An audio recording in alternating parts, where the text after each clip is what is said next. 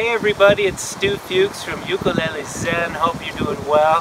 I am in Salzburg, Austria. This is a dream come true to be in the birthplace of Wolfgang Amadeus Mozart.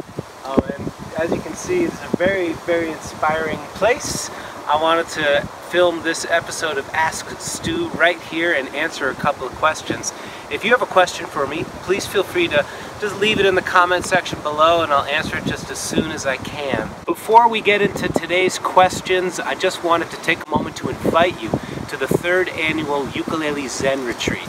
It takes place this July 1st to the 6th at Omega Institute. It's during their Arts Week. It's going to be an amazing immersion into ukulele, music, mindfulness, and the arts. It's going to be so fun and would love it if you could join us. There are links in the video description below where you can click on and learn more about the retreat, see pictures, read about what it's like, and there are also some cards floating around this video, so I hope that you'll check it out and join us this summer. The first question comes from Mia Hess. Mia asked me, of all the places in Europe that you've visited, which one would you most love to give a concert in?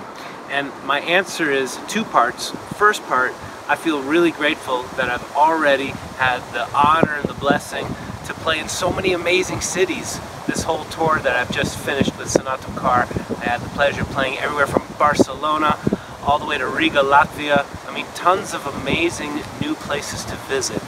The second part to that question, second answer would be, I think if I had to choose just one place, it would be right here in Salzburg, Austria, or Vienna.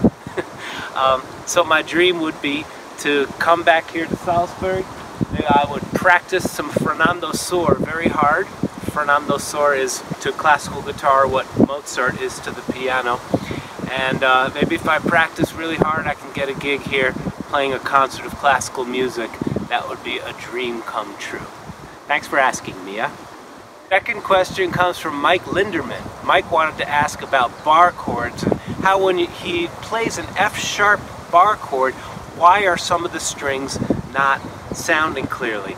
So to answer this, I'm going to have to walk back to my room, get my guitar out, and I'm going to show you the best I can how to play a bar chord on the ukulele using my guitar. So let's go down and we'll check it out. Hey everybody, I'm back here on the porch in Salzburg. I'm going to teach a little something about bar chords for the ukulele using a guitar. Now how am I going to do that? It's actually pretty simple.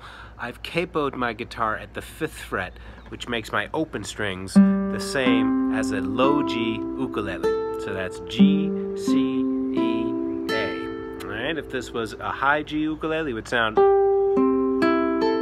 Okay, so that's the relationship between a guitar and a uke. It's the same notes, it's just capoed at the 5th fret.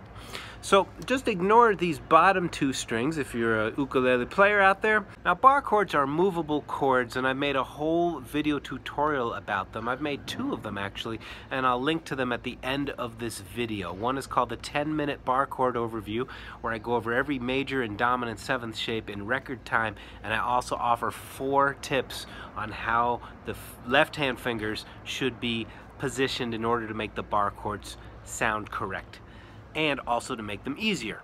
Now one thing I didn't include in that video, and I'm going to show you right here, is a subtle tip, but it really can help. Bar chords are a lot of it is using the arm, so you want to imagine that the arm is pulling this way. So when I am playing this shape, okay, this is the F sharp that you were asking about. So what I'm doing is I'm not only pushing, but I'm using the elbow, the whole arm to pull. You see how I'm pulling the guitar this way, and that's what makes it sound clear. Now a great bar chord exercise to do is to take one movable shape, squeeze, release, move up, squeeze, release, move up, squeeze, release, move down, and just practice moving around the neck. So what I've done is I've taken this F major shape. I know this may be confusing because you got these 2 strings here. Just ignore them. This is your F major chord. And what I'm doing now is as I move that up 1 fret, I have to bring the open strings with me. So what I'll do is I'll re-finger it, move up, add the bar.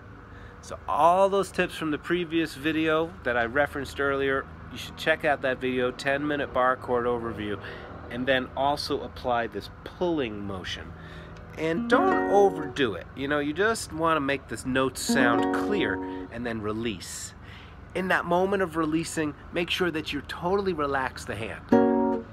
And just allow the hand to totally come to rest. So a really nice thing to do to train that relaxed hand and keep a steady rhythm going is to use a combination of sound and silence. And if you are relaxing the hand, you'll get this scratching sound in between. Now what I've done here is I've taken an A major chord. So this is going to be your 5th fret right here. I know it doesn't look right because it's a guitar, but it's the 5th fret. This is your 4th fret. This is your 6th fret.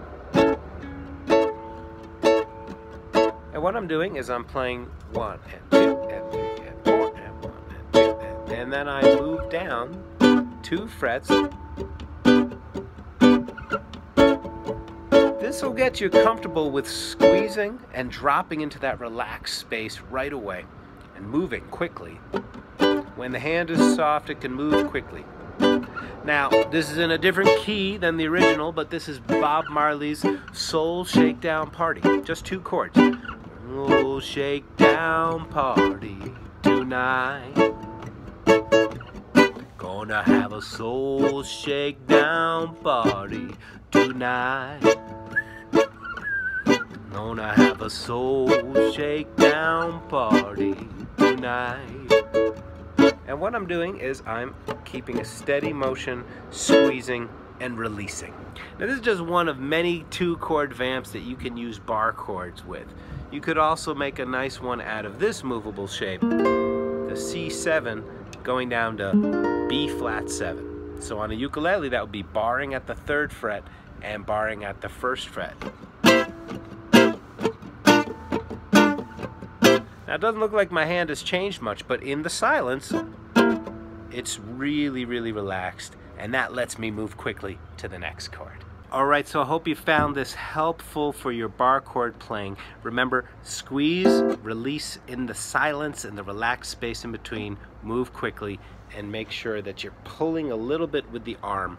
If you watch the video that I will link to below and at the very end of this video, the 10-minute bar chord overview will really, really help you, so watch that again and again. It's a very detailed video that I think will help you even more than this. Thanks so much for watching, and just wanted to let you know, since I'm traveling without a ukulele, I'm going to take next week off from Ask Stu, so I won't be here with another episode until Monday, April 23rd, but when I do, I'll be back with a ukulele, and I'll be answering a whole bunch of your questions, so please ask away below in the comment section below. I love hearing from you. Thanks so much for being part of this channel. I hope you'll subscribe to Ukulele Zen, click the notification bell right next to it. Hey, the notification bell. And I hope that you will give this video a thumbs up. Where is it? There it is. The clock in Salzburg. Isn't that beautiful? Give this video a thumbs up, and I look forward to seeing you in the next video. Thanks so much. Peace and love from the road here in Salzburg, Austria. Thanks.